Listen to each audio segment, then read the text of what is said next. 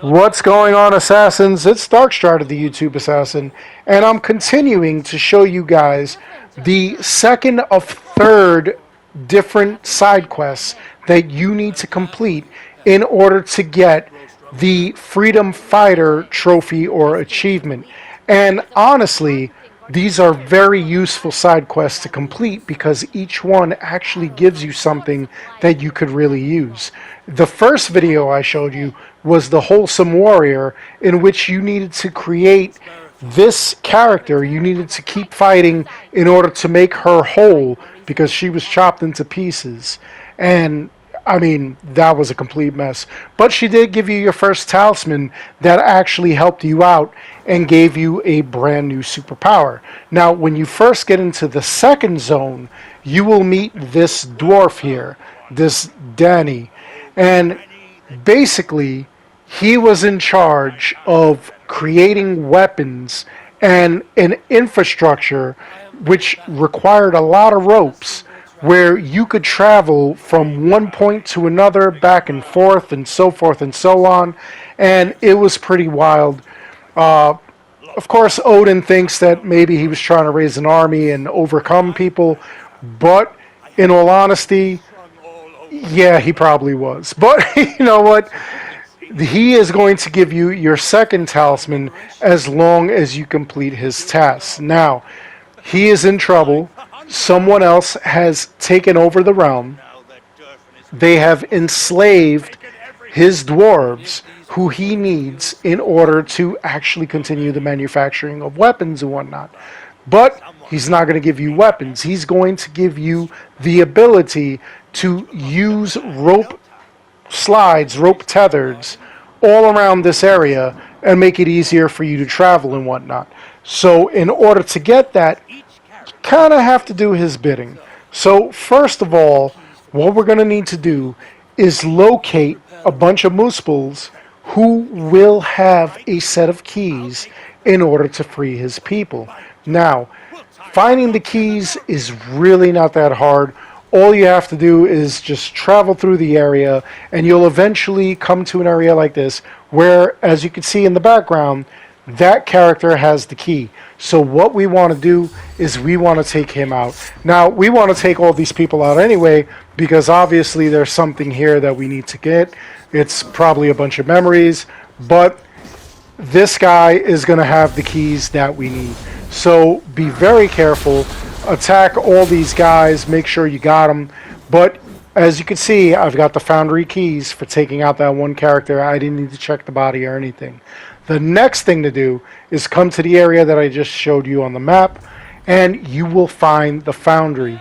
Here, you will see a bunch of dwarves that are trapped inside of cages. Freeing them, they will come and fight with you. Not with you, but for you. They will fight against the Muspels. This is like a standard area. Later on, even after you save the dwarves, you can come into this area and you can continually beat these Muspels. They do have something that you will need. Obviously, it changes all the time. It may be health, it may be a weapon, it may be memories, so forth and so on. But your main goal the first time around is to free these dwarves. Now, the crazy thing is that obviously, once you free the dwarves, you are not going to be able to go backwards. You can't go back to Danny, who was at the beginning of the level. You're going to have to just continue on with this game. Again, just like I told you with the Wholesome Warrior, this was designed for you to continuously die. The roguelite game, the whole point of the roguelite is so that you constantly get stronger as you go along. Initially, I thought that they would change the way that the map layout was, so I thought you can never trust the map layout, but fortunately, that's not the way they did this one. They did it so that you can constantly trust the map layout. Whatever layout you see when you get here initially, it's going to be the same one on your first run as it will be on your 503rd run. So that makes things a little easier because you know what's going on. Anyway, you free all of the dwarves. You check this little note here, and Odin will have his ability to go and speak to Danny next time he comes around. Again, you're not going to talk to him immediately. You're going to have to die or redo your run. Preferably, just keep going until you're dead. That way, you gain as many memories and whatnot as possible. Afterwards, when you come back here on a second, third, whatever run, you'll run into Danny again, and he's going to tell Javi how, nobody, he doesn't answer to anybody. So, obviously, that's going to be an issue. And not just that, he's going to send a bunch of muspels after you. But you figure out what's going on, you battle the muspels, take them out. You need to in order to advance this story. Dead one, foreman of Hell's foundry, rigger of rope lines, will not be bound by promises. Dog chasing its tail.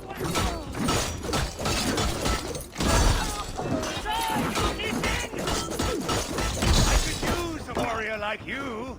You have used me from the start.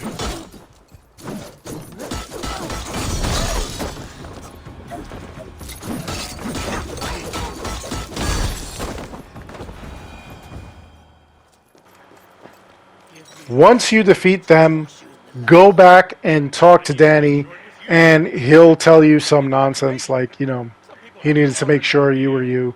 But he will grant you a talisman so that you are able to use ropes everywhere.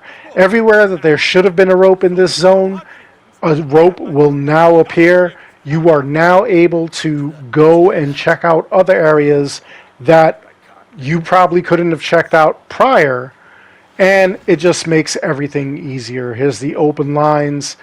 Again, it's a permanent favor, just like the other one that you got from the Wholesome Warrior. Instead of giving you half your health back, it's actually going to give you the ability to transfer everywhere via rope. Anyway, that's all there is to this video. I hope you enjoyed it. Please like and subscribe. It helps this channel out an awful lot. As always, I want to thank each and every one of you for watching. And until next time, take care, be good, stay safe, take care of each other. I'll see you guys all in the next one.